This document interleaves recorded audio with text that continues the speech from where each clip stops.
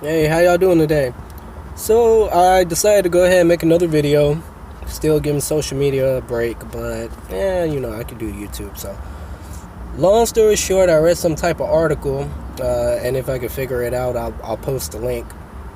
The article was about a black pastor who, I guess, used his church and put a sign out that's very controversial, and has some racial undertones to it. Long story short, the sign said, I guess a black vote for Trump is mental illness, and a white vote for Trump is pure racism. See, this is exactly what I've been talking about for the longest time. The longest time. We have people of color, specifically in this case the black church. We have many people in color who I don't know the right way to say this, but they're thugs. They're thugs, period. You know what I'm saying? And it's done by design.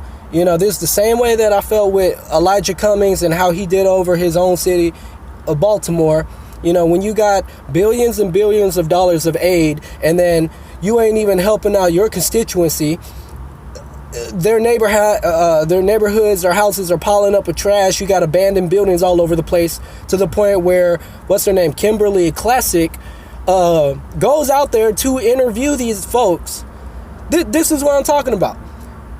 Constant race baiting crap, and also, I think that there may be a strong correlation between a professional career of race baiting and poverty pimping.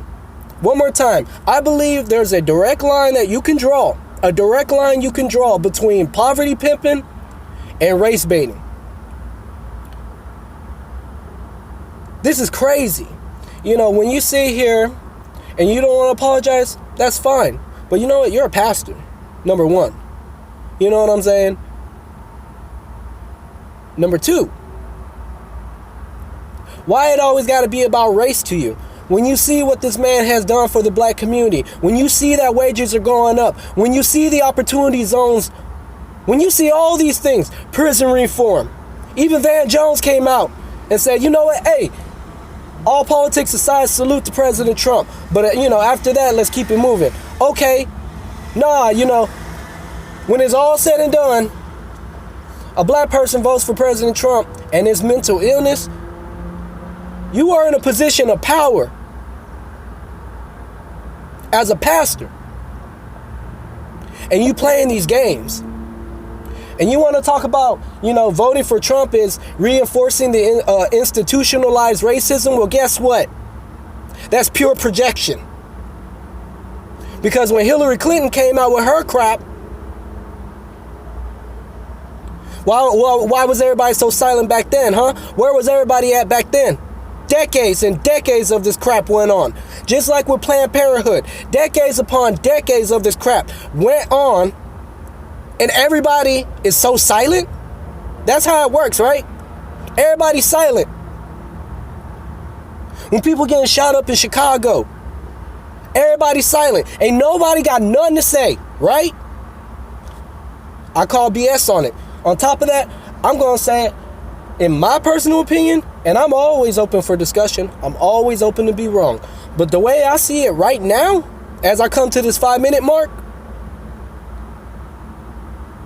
I believe that the inverse of what he said is true.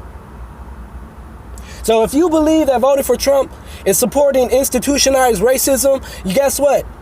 Invert that and come to your own conclusion. I'm done with it. You see what I'm saying? Americans, number one, deserve better. Number two, the black community is sick and tired of being pimped out the way y'all been getting away with for decades and decades and decades. When our young boys, our young men are dying out here in these streets, gang banging, trying to sell some dope because what? All of our jobs got sold off. All of our jobs got sold off. How they gonna make money to support themselves, huh? Silence. None but silence. Only up until President Trump took office. So that's it. I'm going to leave it at that. Please hit the like button. Feel free to hit the bell. If I could put it up, feel free to donate to my PayPal if you enjoy the content. And God bless America. As always, Jesus Christ is King. Have a good day.